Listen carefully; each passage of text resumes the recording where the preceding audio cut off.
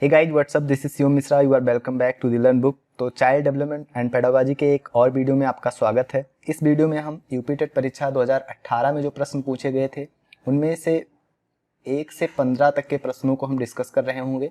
इसके बाद एक और वीडियो आएगी जिसमें हम प्रश्न संख्या 16 से और 30 तक के प्रश्नों को डिस्कस कर रहे होंगे। तो सबसे पहले हम 1 से 15 तक के प्रश्नों को आइए डिस्कस करते हैं। तो पहला प्रश्न है, कोहलर यह सिद्ध करना चाहता था कि सीखना एक ऐसी स्थिति है जिसमें व्यक्ति पशु से श्रेष्ठ है। दूसरा ऑप्शन है, स्वायत्त यादृच्छिक क्रिया है, संज्ञानात्मक संकार्य है, परिस्थिति के विभिन्न अंगों का प्रत्यक्षीकरण है। तो आइए थोड़ा डिटेल में आपको समझाते हैं। जो कोहलर थे इन्होंने अंतर्दृष्टि अधिगम का सिद्धांत दिया, जिसको हम पूर्णाकार सिद्धांत भी कहते हैं या गेस्टाल्ट सिद्धांत भी कहते हैं। तो ये महत्वपूर्ण बिंदु है क्योंकि कभी कभी ये जो सिद्धांत है ये सिद्धांत का ही पूछा जाता है कि ये किसका सिद्धांत है। तो कोहलर ने ये सिद्धांत दिए हैं अंतर्दृष्टि अधिगम का सिद्धांत, इसी का नाम है पूर्णाकार सिद्धांत, इसी को हम गेस्टाल्ट सिद्धांत के नाम से भी जानते हैं। तो इसमें होता क्या है, इसमें जो संपूर्ण परिस्थिति होती है उसको एक समग्र रूप में देखा जाता है। फिर समस्या समाधान जो होता है वो सूझ से होता है, मतलब कि जो एक संपूर्ण परिस्थिति होगी जो हम उसको पूरे संपूर्ण रूप से देखेंगे तो जो उसका समस्या का समाधान निकलेगा वो अचानक से सूझ से निकल जाएगा। इसीलिए इसको आहा अनुभव की भी कहते हैं, क्योंकि जो समस्या का समाधान होता है वो अचानक से हो जाता है। इन्होंने अपना प्रयोग सुल्तान नामक चिंपैंजी पर किया था। तो ये भी याद रखेंगे कि कोहलर ने जो प्रयोग किया था वो सुल्तान नामक वनमानुष पर किया था। तो अब देखिए ये जो प्रश्न है इसका उत्तर क्या होगा। तो कोहलर यह सिद्ध करना चाहता था कि सीखना, तो इन ऑप्शंस में जो सबसे उचित ऑप्शन लग रहा है वो है संज्ञानात्मक संकार्य है। अगला प्रश्न है, किसी भी नई भाषा को सीखने के लिए कहाँ से प्रारंभ करना चाहिए। आपके विकल्प है अक्षरों व शब्दों के मध्य, साहचर्य से, वाक्यों के निर्माण से, शब्दों के निर्माण से या उपरोक्त में से कोई नहीं। तो देखिए हम अगर दूसरे और तीसरे विकल्प को देखें तो अगर हम किसी नई भाषा को सीखना स्टार्ट करते हैं तो हम सबसे पहले वाक्य का तो निर्माण नहीं ही सीखेंगे, ना ही हम शब्दों का निर्माण सीखेंगे। अगर पहले ऑप्शन पर विचार किया जाए अक्षरों व शब्दों के मध्य साहचर्य से, तो मुझे यही ऑप्शन उचित लगता है। तो इस प्रश्न का सही उत्तर होगा पहला विकल्प, अक्षरों व शब्दों के मध्य साहचर्य से। आगे बढ़ते हैं। अभी हमने आपको कोहलर के बारे में थोड़ा समझा ही दिया, एक बार और देख लीजिए। कोहलर ने अंतर्दृष्टि अधिगम सिद्धांत, जिसका नाम पूर्णाकार सिद्धांत है या इसको गेस्टाल्ट सिद्धांत के नाम से भी जानते हैं। अगला प्रश्न है, समावेशी कक्षा में किस प्रकार के छात्र शामिल होते हैं। समावेशी कक्षा जिसको अंग्रेजी में हम इंक्लूसिव क्लास भी कहते हैं। तो जो इंक्लूसिव क्लास होती है उसमें सामान्य बालक और विशिष्ट बालक दोनों शामिल होते हैं। सामान्य और जो विशिष्ट बालक होते हैं ये दोनों सम्मिलित होते हैं। अच्छा, विशिष्ट बालक कौन से होते हैं। देखिए एक होता है नॉर्मल आईक्यू वाले बच्चे, ठीक है। तो इन नॉर्मल आईक्यू वाले से बच्चों से जो कम आईक्यू वाले बच्चे हैं उनको भी हम विशिष्ट बालक कहते हैं, और इन नॉर्मल आईक्यू वाले बच्चों से जो ज्यादा आईक्यू वाले बच्चे हैं इनको भी हम विशिष्ट बालक कहते हैं। तो ये तीनों लोग एक कक्षा में सम्मिलित होते हैं, तो उसको हम नाम देते हैं इंक्लूसिव क्लास। तो यहाँ पे देखिए ऑप्शंस देखिए, केवल विशिष्ट छात्र बिल्कुल नहीं, केवल सामान्य और विशिष्ट छात्र दोनों, तो ये दूसरा ऑप्शन सही है। अगला केवल सामान्य छात्र, ये भी गलत है। बहुभाषी और प्रतिभाशाली छात्र, ये भी गलत है। अगला प्रश्न है, अधोलिखित में गणित संबंधी अधिगम अक्षमता को कौन सा पद परिभाषित करता है। ऑप्शन है निरस्ता संबंधी दोष, पठन दोष। पठन दोष को हम डिसलेक्सिया कहते हैं। डिसलेक्सिया अक्सर करके आप लोग इसी पद से परिचित होते हैं, डिसलेक्सिया। डिसलेक्सिया मतलब पठन दोष। अगला है गणना दोष। गणना दोष को डिसकैलकुलिया कहते हैं और यह एक गणित संबंधी अधिगम अक्षमता होती है। तो ये तीसरा ऑप्शन इस प्रश्न का सही उत्तर होगा।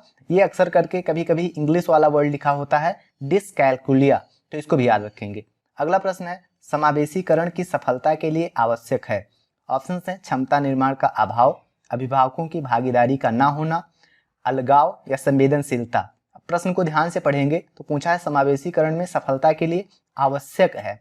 तो देखिए जो पहला ऑप्शन है क्षमता निर्माण का अभाव, अगर क्षमता निर्माण का अभाव होगा तो ये जो समावेशीकरण होगा उसके लिए बाधक का कार्य करेगा। अगर अभिभावकों की भागीदारी का नहीं होगी तो वो भी बाधक की तरह काम करेगी। अगर अलगाव की स्थिति होगी तो वो भी समावेशीकरण में बाधक का कार्य करेगा। तो इस प्रश्न का सही उत्तर होगा संवेदनशीलता, क्योंकि जो संवेदनशीलता है जैसे कोई बच्चा सामान्य है आपकी क्लास में, कोई बच्चा विशिष्ट है, तो संवेदनशीलता की वजह से ही आप सामान्य बालक और विशिष्ट बालक में अंतर नहीं करेंगे। जिसको जैसी आवश्यकता है आप उस तरह से उसका अधिगम करवाएंगे। या अगर बच्चों में ही देखा जाए, अगर उनमें संवेदनशीलता नहीं होगी तो उनके साथ में उनसे विशिष्ट छात्र या उनसे थोड़ा कम नॉलेज वाला छात्र बैठता है, तो संवेदनशीलता की वजह से ही वो लोग समावेशीकरण कर पाते हैं एक दूसरे के बीच में। तो इसलिए जो संवेदनशीलता है यह समावेशीकरण की सफलता के लिए आवश्यक है। अतः इस प्रश्न का सही उत्तर चौथा विकल्प संवेदनशीलता है। अगला प्रश्न है, निम्न में से कौन सा संवेग का तत्व नहीं है? ऑप्शन है व्यवहारात्मक, दैहिक, संज्ञानात्मक या संवेदी। तो देखिए इसमें पूछा गया है संवेग का तत्व नहीं है, तो यहाँ पे एक वर्ड दिया गया है संवेदी।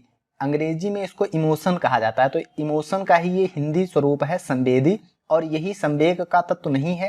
क्योंकि जो व्यवहारात्मक है या दैहिक, जिसको हम शारीरिक भी कहते हैं, या संज्ञानात्मक, ये सारे संवेग के तत्व होते हैं। अगला प्रश्न है, संज्ञानात्मक क्षेत्र का सही क्रम है। अब इसके बारे में थोड़ा डिटेल में हम देख लेते हैं, क्योंकि ये बीएस ब्लूम को आपको यहाँ पे थोड़ा डिटेल में पढ़ना होता है। तो आइए हम अगली स्लाइड में इसको देख लेते हैं। बीएस ब्लूम ने एक थ्योरी दी है शिक्षण अधिगम के उद्देश्यों का वर्गीकरण। तो ये भी ध्यान रखना है कि बीएस ब्लूम की क्या थ्योरी है। तो बीएस ब्लूम ने शिक्षण अधिगम के उद्देश्यों के वर्गीकरण की थ्योरी दी है, जिसमें इन्होंने जो शिक्षण अधिगम उद्देश्यों का वर्गीकरण किया है वो 3 पार्ट में किया है। पहला संज्ञानात्मक, दूसरा भावात्मक और तीसरा क्रियात्मक। यहाँ पे जो प्रश्न आया है वो इस संज्ञानात्मक से रिलेटेड है। तो ये जो संज्ञानात्मक क्षेत्र है, इसमें सबसे पहले ज्ञान, इसके बाद में फिर अवबोध, इसके बाद में अनुप्रयोग, फिर विश्लेषण, फिर संश्लेषण और फिर मूल्यांकन होता है। तो अब अगर हम प्रश्न में देखेंगे तो देखिए सबसे पहले ज्ञान होगा, फिर अवबोध, इसके बाद में अनुप्रयोग, इसके बाद में विश्लेषण, फिर संश्लेषण और इसके बाद में फिर मूल्यांकन।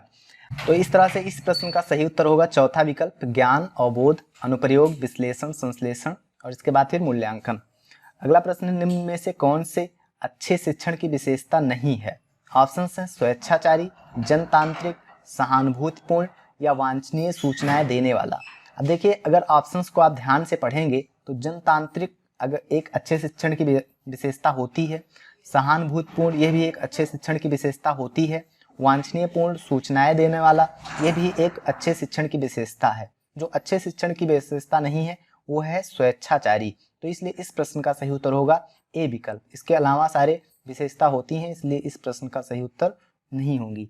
अगला प्रश्न है, अभिप्रेरणा का प्रत्याशा सिद्धांत किसके द्वारा दिया गया है? ऑप्शन है विक्टर ब्रूम, मैस्लो, हर्जबर्ग या स्किनर। तो जो अभिप्रेरणा की प्रत्याशा का सिद्धांत है ये विक्टर ब्रूम के द्वारा दिया गया है।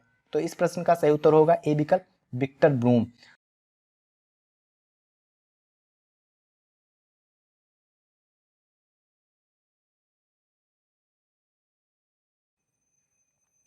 अब देखिए जो विक्टर ब्रूम थे उन्होंने अभिप्रेरणा का प्रत्याशा सिद्धांत दिया, जिसमें उन्होंने बताया कि अभिप्रेरणा बराबर कर्षण गुणे प्रत्याशा गुणे यांत्रिकता होती है।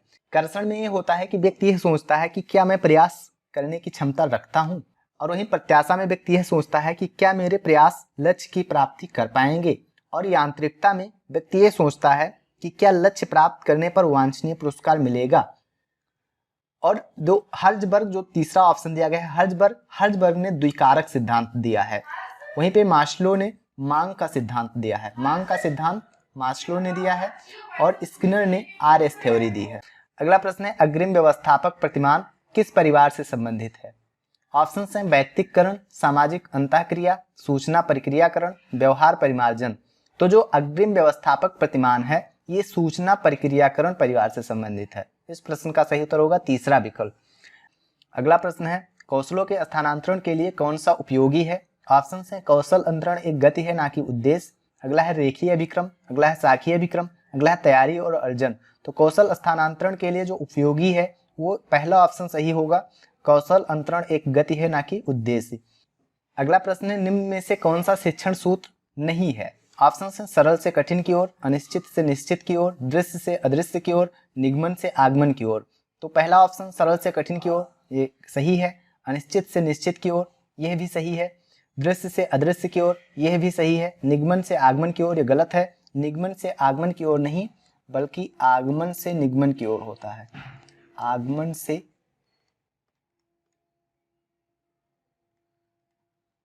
निगमन की ओर।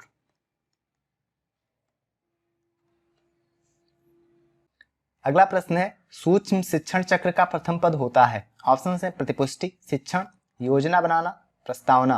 तो देखिए जो सूक्ष्म शिक्षण चक्र होता है उसमें सबसे पहला जो होता है वो होता है प्लानिंग, इसके बाद में होता है टीचिंग, फिर इसके बाद में होता है फीडबैक,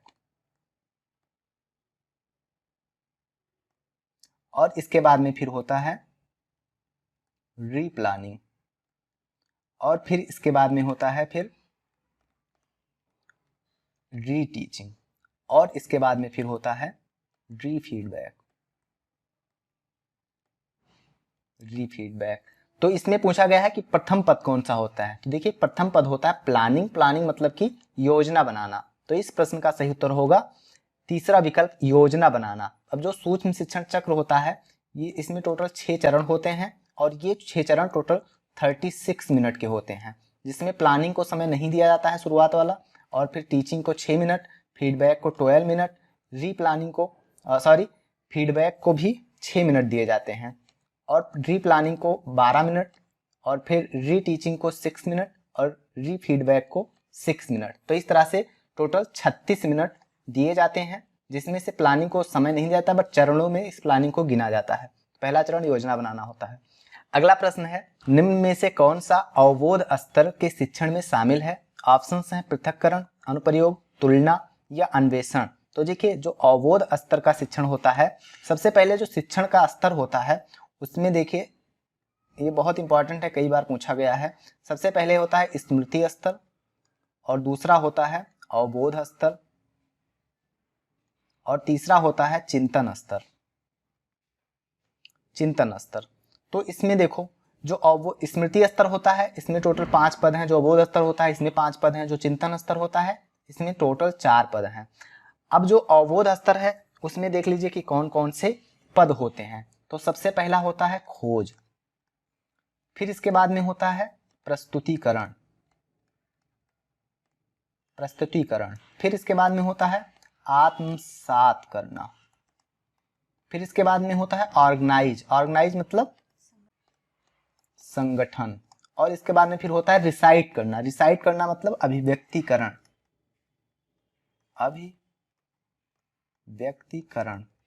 तो अब देखिए इनमें से कौन सा इसमें दिया गया है, खोज को ही हम अन्वेषण भी कहते हैं।